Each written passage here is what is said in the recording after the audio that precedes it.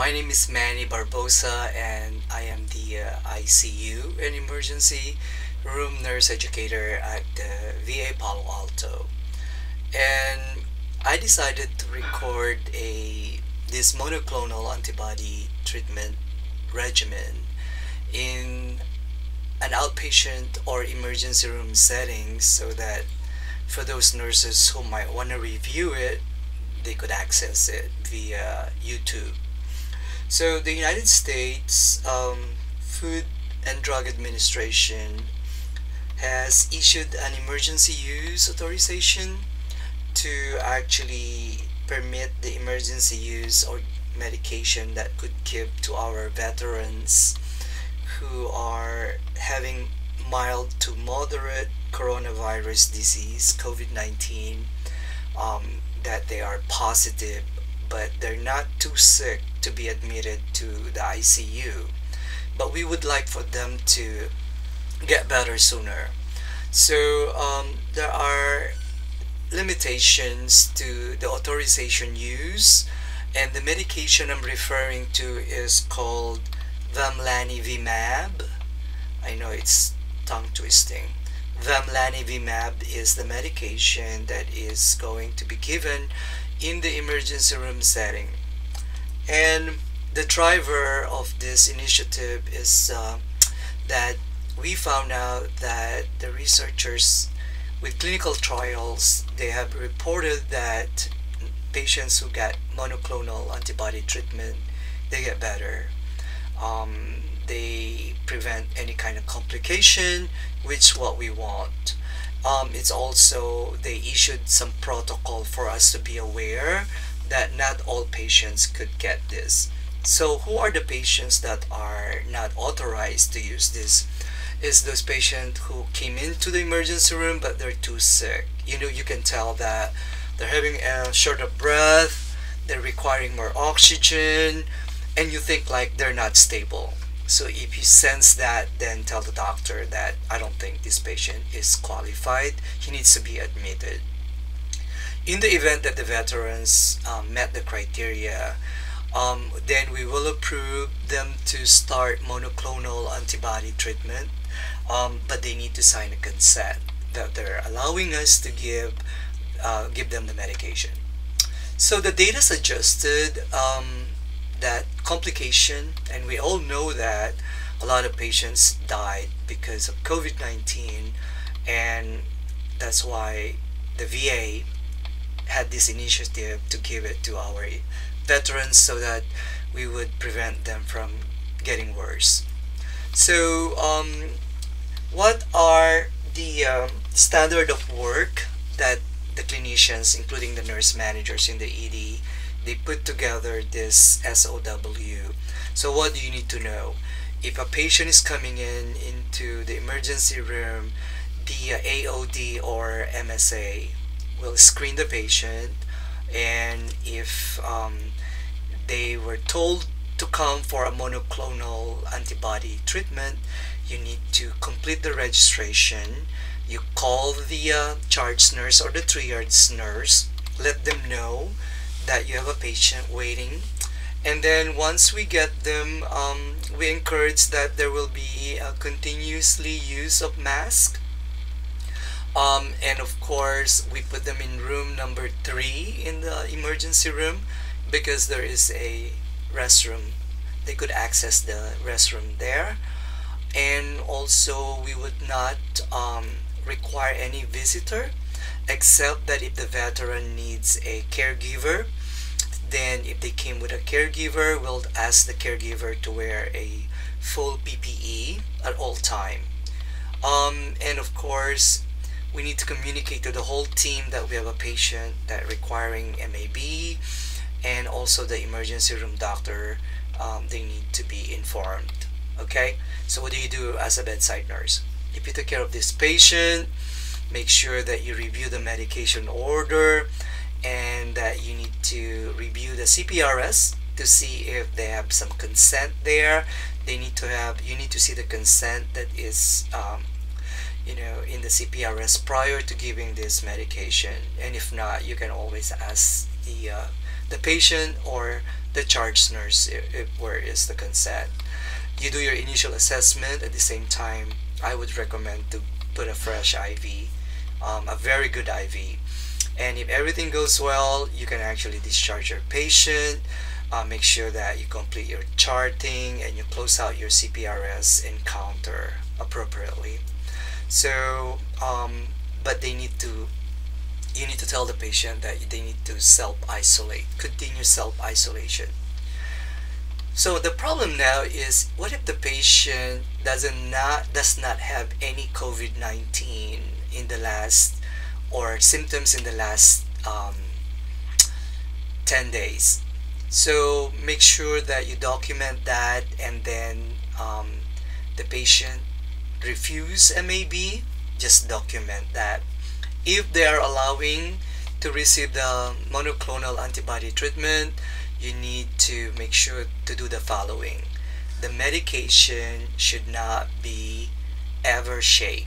You do not shake it to avoid foaming, because you need to inspect that bag before you administer it. For some reason, that's just a recommendation.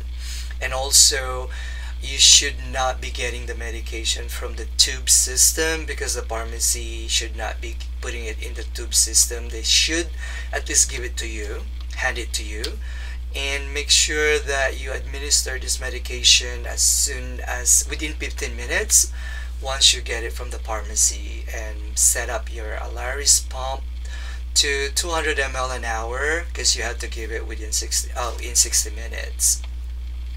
And also make sure that you do your focus assessment every 15 minutes while you're infusing the medication, and making sure to assess your patient for any infusion related reactions, such as fever, chills, nausea, headache, rash, dizziness, and the severe case of reaction is probably hypotension, angioedema, hives, flushing, bronchospasming, and abdominal cramping. If you see this, stop the infusion, inform the doctor, and see if he will discontinue the medication. And hopefully you're gonna give some sort of like epinephrine, Benadryl, or steroids or something. So what is the drug of it? What is this drug is all about? It's a combination of casirivimab and imdevimab, which is their live virus. They actually came from, think about it like a man-made antibody similar to those patients with COVID, and you give it to the patient now. So the intended is to prevent progression of the infection. So you give them something to fight the infection, a live virus. So what is the indication? They need to be at least 40 kilograms. Okay, children who are 12 years older, they need to at least weigh the same, 40 kilogram. They should not have a symptoms of more than 10 days. If they tell you I've been sick for 2 weeks, escalate it, ask the doctor. And they should have a positive COVID swab test. So if they tell you that I have a chronic kidney disease, that my BMI is at least 35 or more, that's obesity, immunosuppressive disease, or currently getting immunosuppressive medication such as chemo, you need to tell the doctor, because these are the criteria that we definitely, this patient is a good candidate for MAB. And if they're 55 years old, they should have at least chronic or cardiovascular disease, or COPD. Okay, so the drugs and how do you administer it, as I've mentioned, it should not be sent in the tube system. You need to give it within 15 minutes as soon as you get the medication. It's 700 milligrams IV to run for 60 minutes or 1 hour. It's 270 ml in the bag, and when you give it, make sure you flush the tubing after you give it, because the patient needs to get it all the dose, like the dosage of 700 milligrams. In other words, You keep the patient for 3 hours in the ED, 1 hour for the medication preparation, 1 hour to give it, and then you need to observe the patient for any kind of reaction again, so another hour, so 3 hours. So medication alert is just to remind you not to give it with other medication. So if there's an order to give antibiotics, give this medication first before you give the antibiotics. Or you give it's your call, but I would not recommend it to combine it. Okay, so it says there, you do not infuse this medication simultaneously with any other medication, and you need to monitor your veteran during infusion and after infusion, and you need to give the entire dose by infusing a minimum of 30 ml to flush the tubing. Okay, so we highly recommend to use the zero point 0.2 or 0.22 micron inline IV tubings. If they have an allergic reaction or a hypersensitivity, you will notice like their hives, angioedema, bronchospasm, hypotension, or irritation, throat irritation. You have to stop the infusion and let the doctor know, because so that you can give some anaphylaxis treatment. So epinephrine, hydrocortisone, Benadryl IV 50 milligrams, and albuterol. Okay, so remember and reminder that these drugs are not recommended in patients who are very sick, that you think they need to go to ICU or they need to be admitted. So make sure, if they're requiring high flow oxygen or mechanical ventilation, they're not gonna get this medication. It is not recommended for patient requiring, again, increased oxygen from their baseline. And absolutely, you're not gonna give it if they have some allergic reaction or allergy to this medication.